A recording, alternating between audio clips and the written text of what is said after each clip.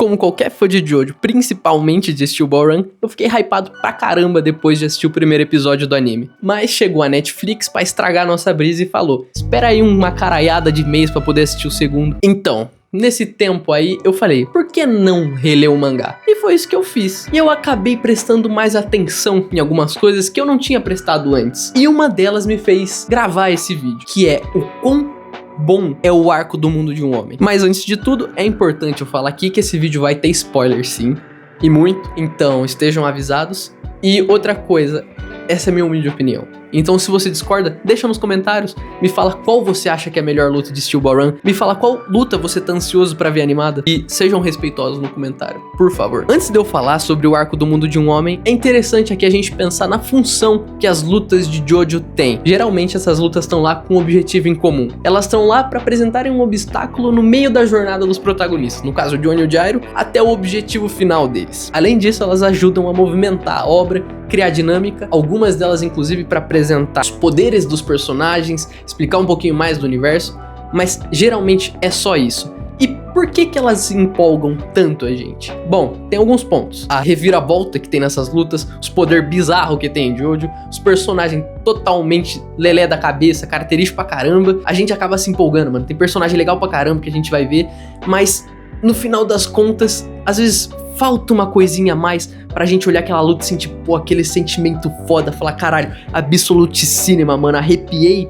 que, vamos lá, se a gente pegar Oyokomova, Porcupine Hat Kid, os irmãos Boom Boom lá no começo, até Scary Monsters, eles cumprem esse objetivo de, mano, manter a gente vidrado ali, pensando como é que o Gyro, como é que o Johnny vão superar esse obstáculo de agora. O destaque não tá no final, na resolução daquele conflito, mas sim no modo com que a estratégia dos nossos protagonistas vai funcionar para superar o obstáculo. E é extremamente eficiente, a gente curte, a gente lembra delas, a gente fica, pô, cada nome de stand, cada parada é muito foda. Mas tem aquelas lutas que vão um pouquinho além e é dessas que, mano, crava na memória da gente. Um exemplo delas é o arco do mundo de um homem. No caso, a luta contra o Ringo Road Again. O arco vai começar ali no início do estágio 4. Depois que o Johnny e o Gyro eles conhecem um outro personagem, que é o Hot Pants, eles vão ter um conflitozinho ali no começo com eles, mas depois eles vão chegar numa trégua ali, porque eles estão perdidos dentro de um bosque,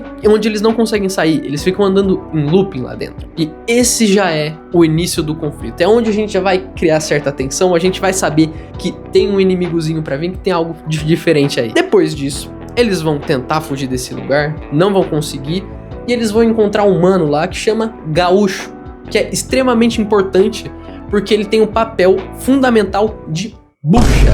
Aí o Gaúcho vai falar que tem um cara que fica escondido dentro de um casebre meio velho que tem ali, ele fica nas cortinas ali espreitando, e toda vez que o Gaúcho tentou perguntar pra ele como sair daquele lugar, ele só falava uma única coisa: você vai descobrir a saída depois que me matar. Então o Gaúcho vai pra essa casa, cansado porque ele também tava perdidão nesse lugar, e é nesse momento que a gente tem um vislumbre do vilão pela primeira vez. A gente vê o rostinho dele, o cara tem o drip, mano. O cara é foda, velho. Eu adoro o design do Ringo, mano. E esse design conta muita coisa sobre o personagem. Ele aparenta ser fraco, frágil, só que ele é meio frio ao mesmo tempo. Tudo ser branco nele, o cabelo, a barba, a roupa que ele usa, transmite essa sensação de inocência, mas ao mesmo tempo o olhar frio dele com um cavanhaquezinho de caveira já informa que o cara também não é tão fácil assim de se lidar. O cara é perigoso, mano, o cara é perigoso. Ele vai afirmar que o único jeito de sair dali é realmente matando ele. Só que interessante é que, enquanto ele fala isso, o braço dele começa a tremer. Até o Gaúcho presta atenção e fala, caralho, mano, seu braço tá tremendo. Aí o próprio Ringo confirma, pode ser de medo, mas também pode ser simplesmente os meus músculos, que estão muito tensionados. E o Ringo já apresenta ali que ele é foda, porque ele vai começar a analisar todo o equipamento do Gaúcho, fazendo todos uns cálculos mental lá. E o Gaúcho, cansado do blá blá blá, ele vai avançar contra o Ringo, tentando atirar no Ringo. O Ringo, mano, desvia das balas, acaba com o Gaúcho ali mesmo, depois ele agradece e volta pra dentro da casa. E essa luta, até então, ela não difere muito das outras, tirando a motivação do Ringo, que é morrer, basicamente, que a gente tem, diferente dos outros que perseguiam alguma coisa. Eles queriam ou pegar parte do cadáver, ou qualquer outra coisa do tipo. Mas o Ringo, ele também é diferente porque ele não é tão arrogante, aparentemente. Ele é mais passivo, digamos assim. Ele não vai atrás do oponente, o oponente que tem que ir atrás dele. E isso é um bagulho que já é bem interessante, que a gente já começa a matutar na cabeça. Putz, esse cara aí tem um bagulhinho especial. Depois que o Ringo sai de dentro da cabana novamente, porque o Gyro e o Johnny resolvem enfrentar eles, bolam um planozinho ali pra derrotar o Ringo, chega uma parte interessante. O Ringo vai falar que o único apto a enfrentar ele é o que tá na esquerda.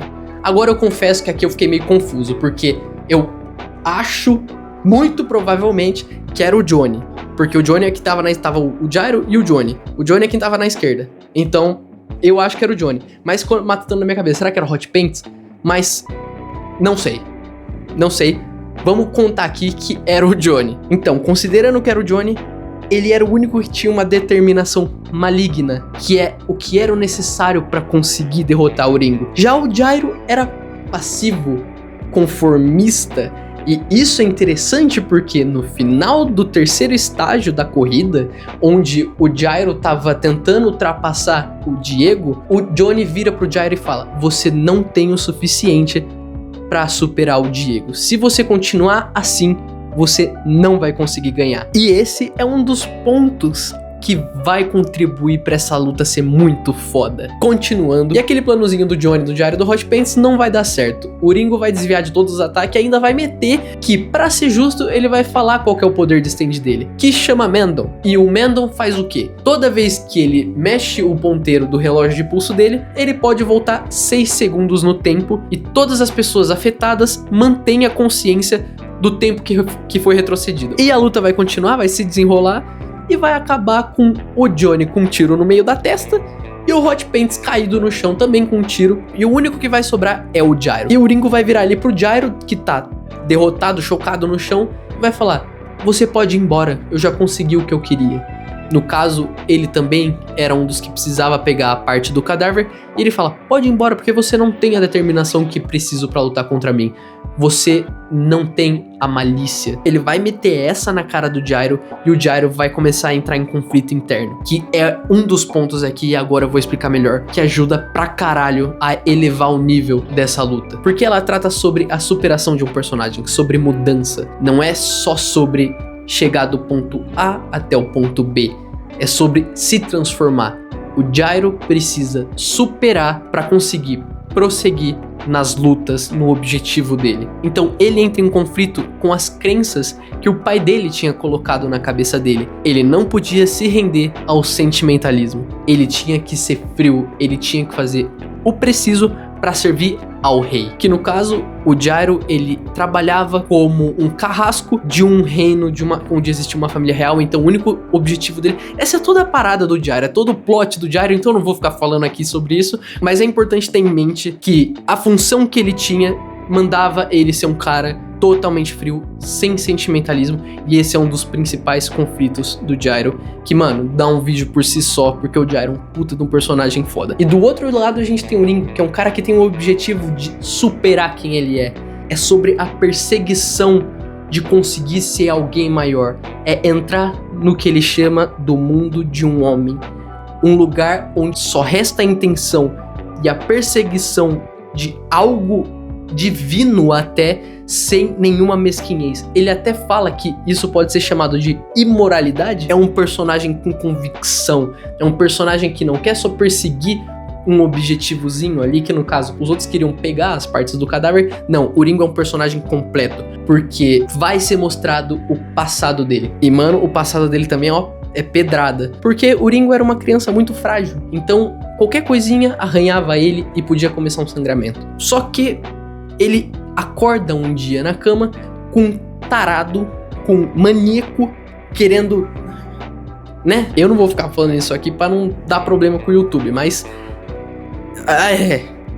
E nesse momento o Ringo tem uma escolha a fazer. Ele tá enfrentando uma situação de vida ou morte, ou até pior do que a morte, se a gente considerar. E de alguma forma o Ringo ele consegue tomar posse do revólver desse cara e ele aponta pra esse cara. Esse mano vai até falar pra ele não fazer isso, que ele vai ficar bravo. Então é pro Ringo largar esse revólver, é pra ele desistir. E infelizmente o Ringo deixa cair o revólver, só que ele consegue recuperar e ele atira nesse cara. E é nesse momento que ele descobre o caminho que ele tem que seguir. O mundo de um homem. Então a gente é transportado de volta pro presente. O Gyro decidido a enfrentar o Ringo. Esse embate de convicções, essa carga dramática que vai ter. De um lado, um cara que precisa se superar. E do outro, um cara que deseja também se superar, mas de outros meios. E eles vão entrar em embate. Eles vão lutar. E essa luta é muito foda. Porque vai ter o Gyro com os poderes evoluídos da Steel Ball dele, junto com o Ringo. Eles, mano, vai ser uns painéis lindíssimos do Gyro planejando o jeito que ele vai derrotar o Ringo, sendo derrotado, retrocedendo o tempo, toda uma manobra mental ali que vai chegar na conclusão num quadro maravilhoso do Ringo versus o Gyro em um momento em que ele fala: obrigado por me proporcionar isso. E o Gyro entrando no mundo de um homem. O Gyro superando o conflito interno dele. O Gyro evoluindo como personagem.